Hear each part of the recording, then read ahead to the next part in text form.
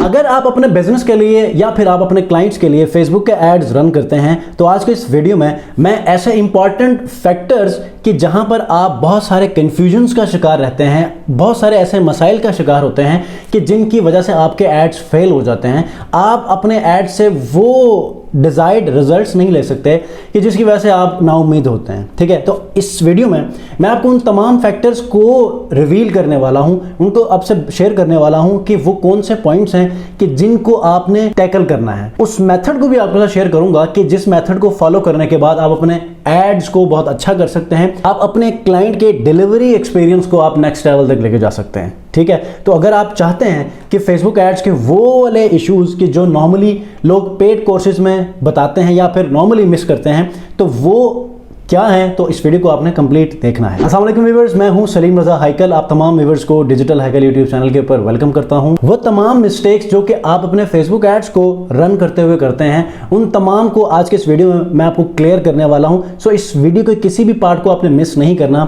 छोटी सी वीडियो है, बहुत सारे लोग इन पॉइंट्स को मिस करते हैं, लोगों को समझाने में हवाई बातें करके गुजर जाते हैं और वीडियो को खत्म करते हैं। तो ये वीडियो आपके लिए बहुत इंपॉर्टेंट है। बेशक मेरी पिछली वीडियोस में भी ये बातें कम हुई हुई हों, लेकिन इस वीडियो में मैं आपको मुख्तसरन आपको समझाने की कोशिश करूंगा ताकि आप लोग अपने कंफ्यूजन्स को लेकर परेशान ना हो। जब आप कोई कैंपेन रन करते हैं, मैं एग्जांपल के साथ भी आपको समझाऊंगा, जब आप कोई कैंपेन रन करते हैं तो आपकी तमाम जो हेडेक होती है वो ऑडियंस की होती है। बिल्कुल यही होनी चाहिए, क्योंकि जब तक आपका वो स्पेसिफिक एड डिजायर्ड पर्सन के सामने नहीं जाएगा तो वो फजूल है। ठीक है, फजूल लोगों के सामने जाएगा तो जाहिर है वो एड कॉस्ट आपकी फजूल में कंज्यूम होगी, वो क्लिक करेगा, उसके चार्जेस लगेंगे। ठीक है, तो आपने क्या करना है कि एक स्ट्रेटजी बनाना है। स्ट्रेटजी कैसे बनाएंगे?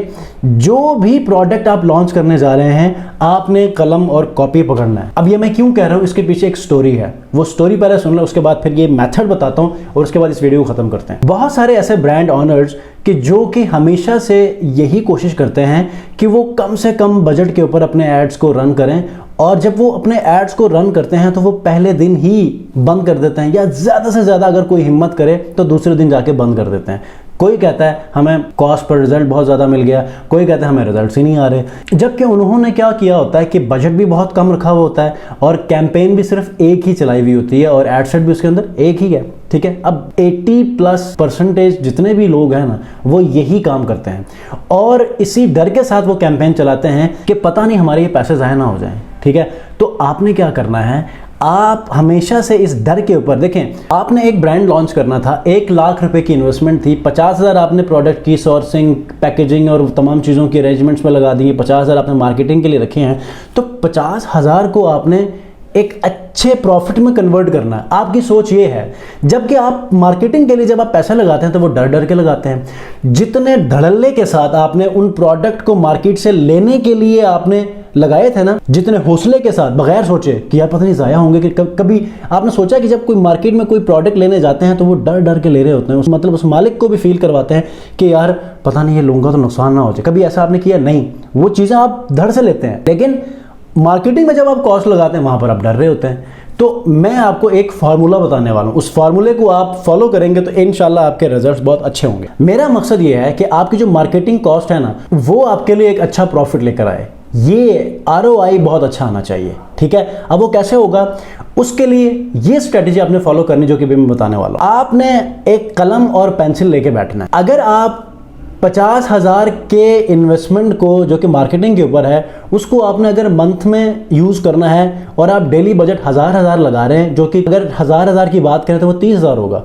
ठीक है, अब 30,000 के बजट को अगर 30 दिनों में लगा रहे हैं तो वो तो स्लो चल रहा होगा। ठीक है, अब उसमें हो सकता है कि पर डे 1000 बजट के ऊपर हो सकता है रिजल्ट्स भी आपको उतने ना मिले। राइट, तो करना क्या है, करना ये है, आपने ऐसा करना है, सबसे पहले जो भी प्रोडक्ट आप लेकर आए हैं ना, उसके ऊपर रिसर्च करें। रिसर्च कैसे करेंगे कि यार इसको यूज़ करने वाले लोग कौन से हैं, ऑडियंस कौन सी है।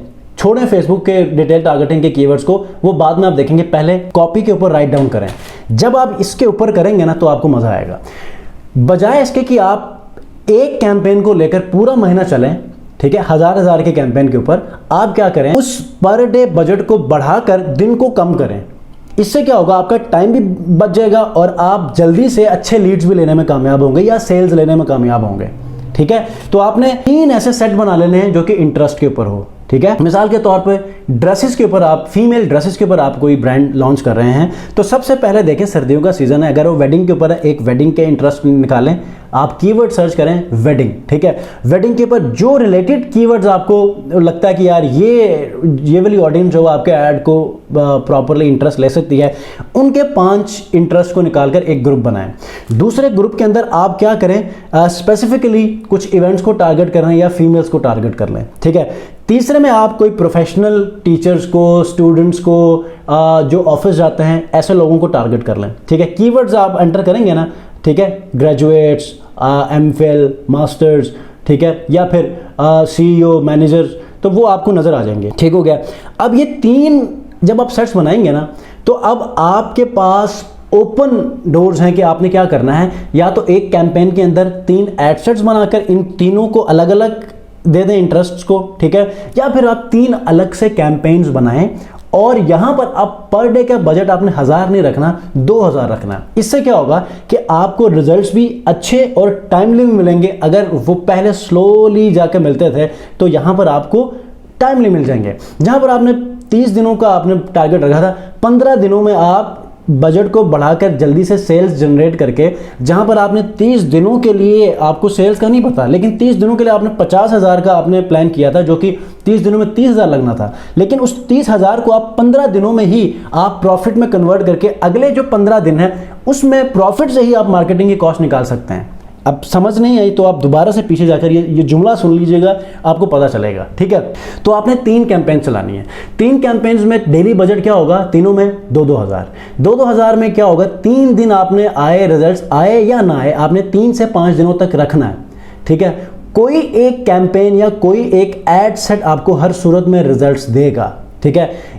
3 दिनों तक देखें, अगर आपको लगता है कि यार फलां 1 या फलां 2 कैंपेन्स आपको अच्छे रिजल्ट्स दे रहे हैं, तो तीसरे को बंद करके जो तीसरे का बजट है ना 2000, उसको क्या करें, बाकी दोनों में डिवाइड कर दें, ठीक है। लेकिन उस तरह डिवाइड नहीं करना, अभी रुक जाए। ये जो तीसरा वाला एड सेट या तीसरा कैंपेन आप जो बंद कर रहे हैं ना, उस बजट को आपने वैसे ही रखना है, उसको मजीद थोड़ा सा टाइम दे दें, उसके रिजल्ट्स को आने दें। उसके बाद फिर आप क्या करें, अगर 2000 था तो आपने उन कैंपेन्स को या उन एड सेट के अंदर जाकर आपने 500 बढ़ाना है। ज़्यादा बढ़ाएंगे तो वो हो सकता है कि वो लर्निंग फेज में चला जाए, ठीक है। तो इस तरह उनको आपने स्केल करते हुए अपने रिजल्ट्स को जल्द से जल्द लेने हैं, ठीक है। तो ये वाली स्ट्रेटजी जब आप फॉलो करेंगे ना, तो आपको अच्छे रिजल्ट्स आएंगे और जल्दी आएंगे, बजाय इसके कि आप रेंगते हुए पूरे महीने में आप चलते रहें, आप बस ये सोच के कि ये जो 30,000 में लगा रहा हूँ ना, इसमें प्रॉफिट आएगा तो अगले महीने की मार्केटिंग में हम लोग और नई सेल्स जनरेट करेंगे। नहीं, आपने इसी महीने को ही ऑप्टिमाइज्ड करके आपने जल्दी से सेल्स लेकर इसी महीने के अंदर ही उसके प्रॉफिट में ही दोबारा से मार्केटिंग शुरू करनी है। ये आपका प्लान होना चाहिए, ठीक हो गया। तो आई होप कि ये जो चीज़ें मैं आपको समझाने की कोशिश कर रहा था आपको समझ आई है। नहीं आई तो मैं आपको दोबारा से हम्बल रिक्वेस्ट करूंगा कि दोबारा से ये वीडियो दोबारा सुनें, इसलिए कि ये बहुत इंपॉर्टेंट है। यही फॉर्मूला है आपके अच्छे रिजल्ट्स के लाने में, ठीक है। तो नेक्स्ट वीडियो मिलते हैं, अपना बहुत ख्याल रखिए, अल्लाह हाफ़िज़।